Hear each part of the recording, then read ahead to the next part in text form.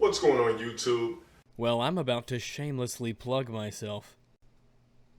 Not like that. What I mean is here, through Twitter, where you can follow me, and through Patreon, where if you really, really love me, and my face, and my videos, and other parts of me, you can toss me just a little bit every single month.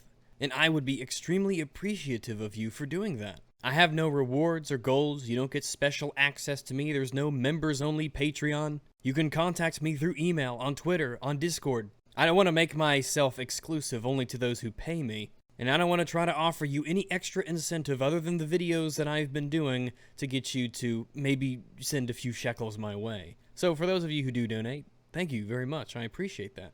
And to those who don't, well, think about it, for daddy. I came across this video here of a man talking about 4K. It wasn't a good video, it wasn't a bad video, it was kind of hit and miss. So let's see what handsome black red shirt man has to say about 4K. What's going on, YouTube? Back at you with another video.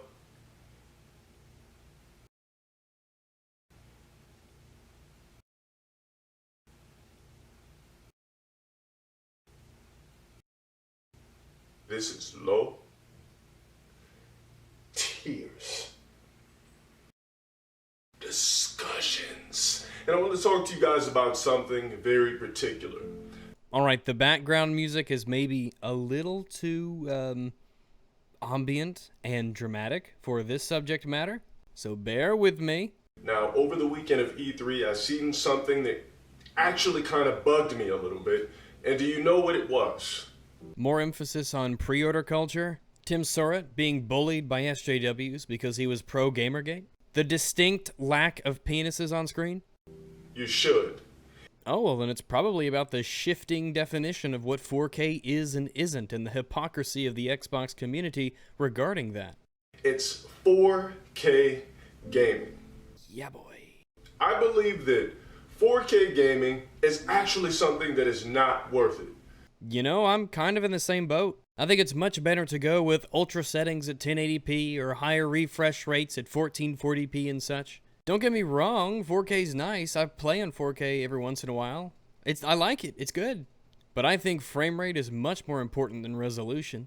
Why do I think 4K gaming is not worth it? Simply because we still have people in the world, around the globe, who don't really care for extreme high definition.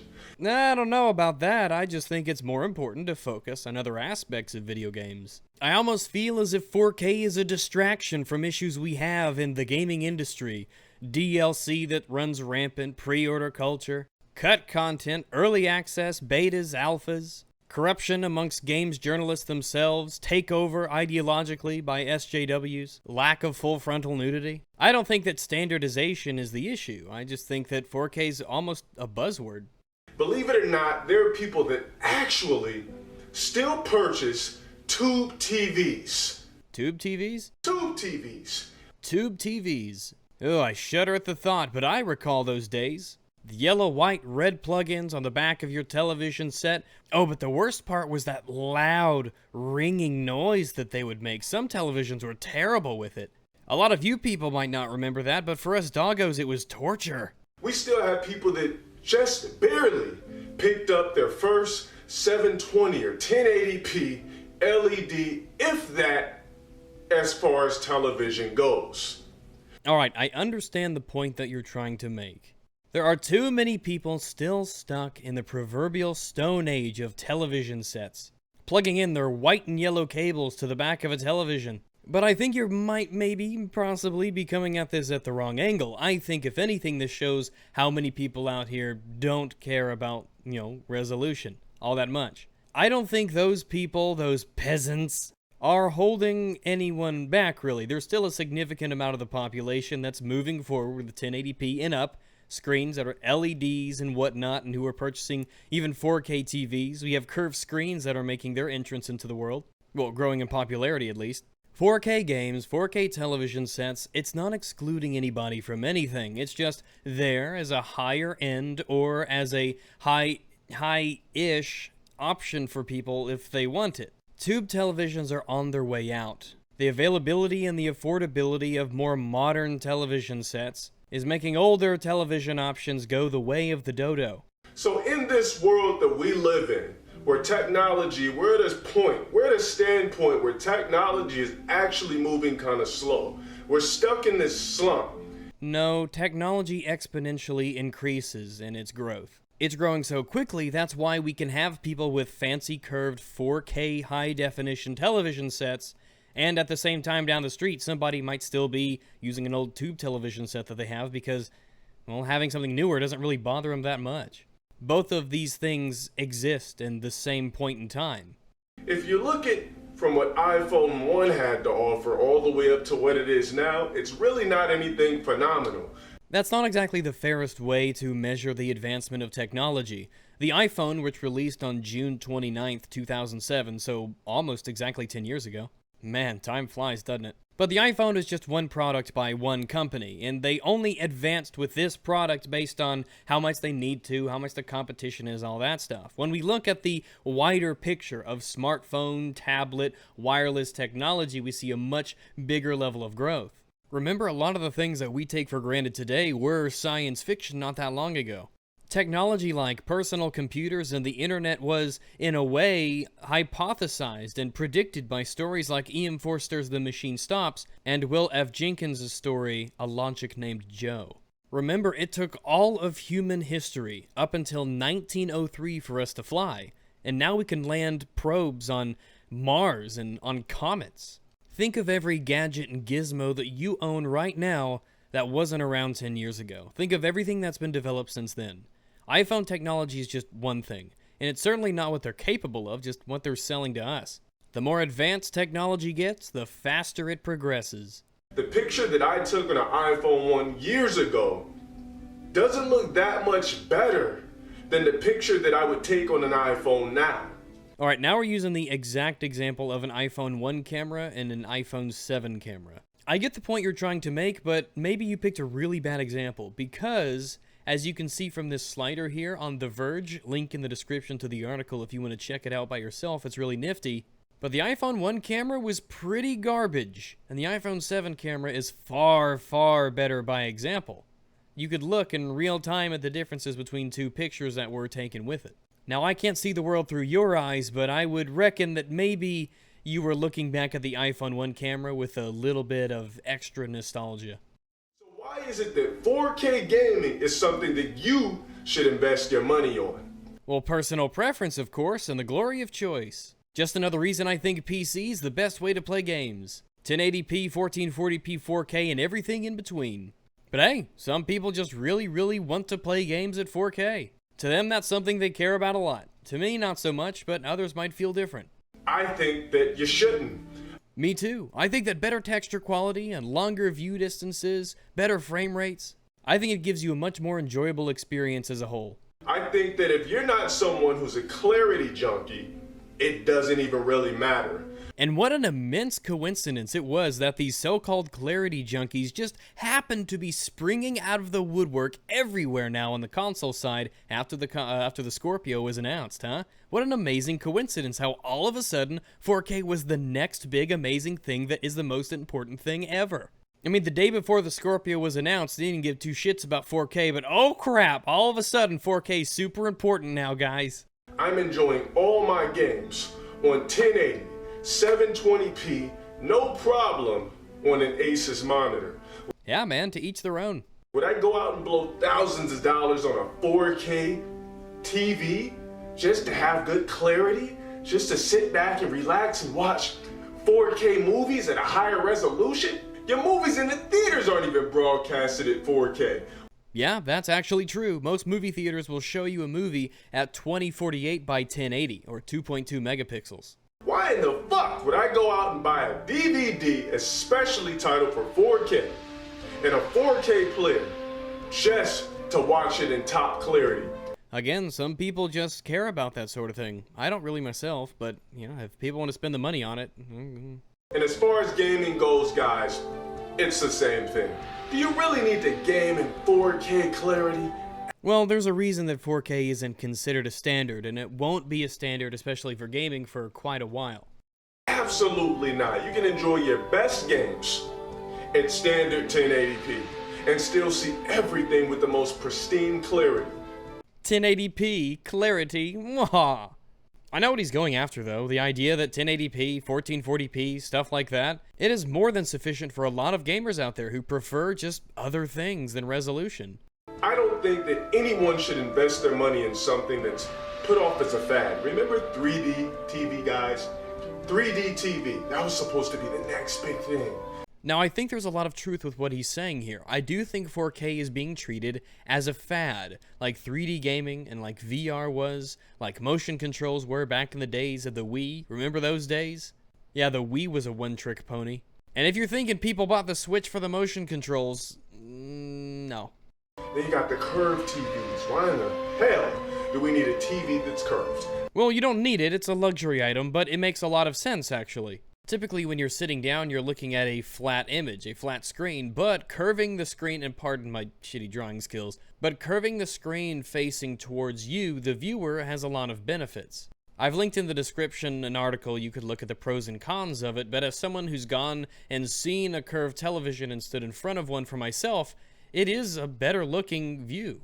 They improve immersion by wrapping around you. They can increase your sense of depth. They give you a wider field of view. They give you better contrast because you're looking at all of the screen at a better angle and because you get a uniform viewing distance.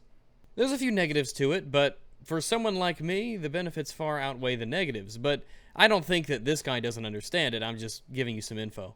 I can give two flying fucks about a TV that's curved. I can give two flying fucks about wearing glasses every time I watch my TV and have something jump up at me. Yeah, 3D is, it's been really hit and miss with me. When it works well, it can be fantastic, but when it just doesn't work exquisitely well, it's just a waste of time.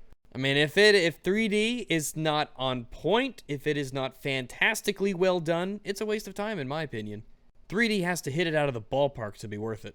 Our eyes aren't even meant to operate with things with 3D in the first place. No, they literally are. I'm sorry, they literally are.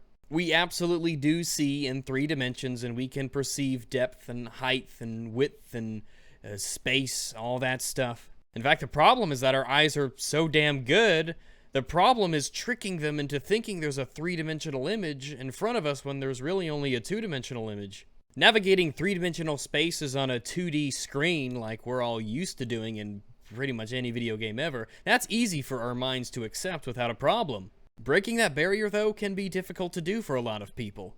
When's the last time you guys seen a 3D movie that didn't bug you? Dread from 2012. 5 years ago. I watched Guardians of the Galaxy 2 in 3D, and it was one of the worst experiences ever in my life. I walked out feeling like I was cross-eyed because it's something that's a fad. It's something that's unneeded. Man, I don't mind that last bit. I don't mind if it's unneeded. I like it when technology tries to push forward to test boundaries. I like it when they deliver something to us that's maybe a luxury today, because tomorrow it'll be commonplace and it'll be easy and accessible. Hell, pretty much all of modern gaming is a testament to that. We all know how expensive old games and old game systems used to be. Just as 4K television is. Guys, don't let people sell you on something that half the world isn't even fucking using yet. Look, I agree with him when he says don't let people sell you on it, but I disagree with his reason. I don't think the amount of people in the world who aren't using 4K should really determine whether or not you should use it or not. I mean, I play all my games in 1440p, and I dabble in 4K as well, absolutely. But most of the games I play are in 1440p. I like my frames and my textures. I am definitely in the minority in that aspect, but that doesn't affect me in any way. It's not like 1440p is just not going to be a thing.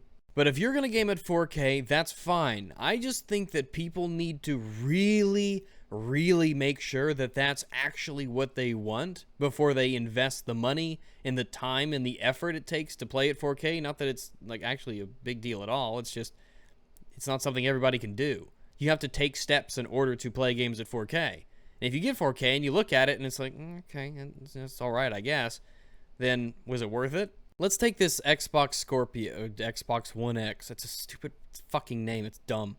Swear to God, just call it Carl. Carl would be a better name than Xbox One X. Eugene. Eugene would be a better name than Xbox One X. But you have a bunch of people who have never seen 4K in their life, or they've never played a game at 4K in their life, and you're saying, okay, so you need to spend $500 more on this upgrade so that you can play games at 4K, and it's not even real 4K. Yeah, some games will be native 4K, but a lot of games, and the list seems to be getting quite large, actually, of games that are less than 4K. And it wasn't okay for Sony to say it's a 4K gaming machine with their PlayStation 4 Pro. And just in the same way, I don't like it when you come up with bullshit like Xbox One X enhanced games that can mean really whatever the hell you want it to mean. People who play on consoles, even in 2017, do not have a consistent 1080p 60 FPS experience. In 2017. I think all this 4K hype is completely arbitrary. Microsoft decides, hey, 4K is going to be the thing that we're kind of targeting with our new console. It's called the Xbox One X. And then everyone flips their shit and decides that all of a sudden 4K is the thing to have. Did the PC beat the shit out of us in resolution? Hell yeah, it always has. Does the PlayStation 4 beat the shit out of us in resolution? Yeah, it does most of the time. But we're not going to talk about that because we got to talk about something else because resolution doesn't matter. Oh, did I just say resolution doesn't matter? Well, it fucking does now because Microsoft's coming out with this new toy.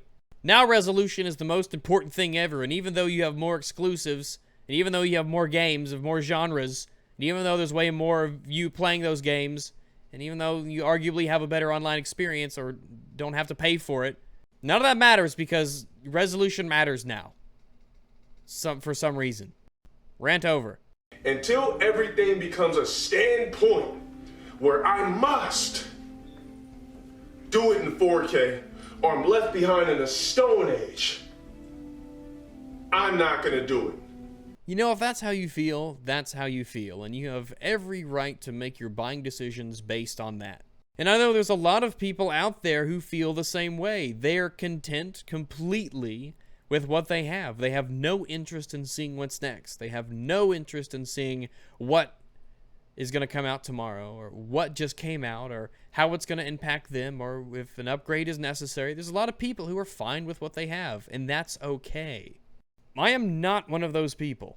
When people come to me for tech advice, I like to encourage them to at least look at the next upgrade. Look and see what they could have. At least put it into their minds that maybe you should save up and maybe you should see what's right around the corner and maybe you should keep your eyes on the horizon and maybe you shouldn't always settle because, at least for me, I was blown away when I decided to take that step. And I never looked back. I don't think 4K is worth it. I don't think 4K gaming is worth it. I think that it's a worthless purchase. Nah, I wouldn't say it's worthless, but to each his own. And I think that it's something that might just fizz out. Right, so I have absolutely no idea how well the Xbox One X is going to sell. I have no clue. I'm not going to say it'll sell a gajillion copies. I'm not going to say that it's going to be a dud. I have no idea. I could see it going either way. I don't know. Because remember, the selling point of this system is 4K gaming, right?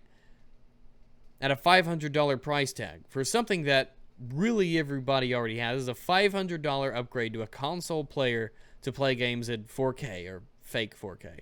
But I think that the success and the hype about 4K gaming, at least for consoles, I think will be dependent on how successfully the Xbox One does. And if the Xbox One X, it's a dumb name, if the Xbox One X sells like water bottles at the Grand Canyon, if it sells like crazy, then you can expect 4K gaming on consoles at least to be a really big thing.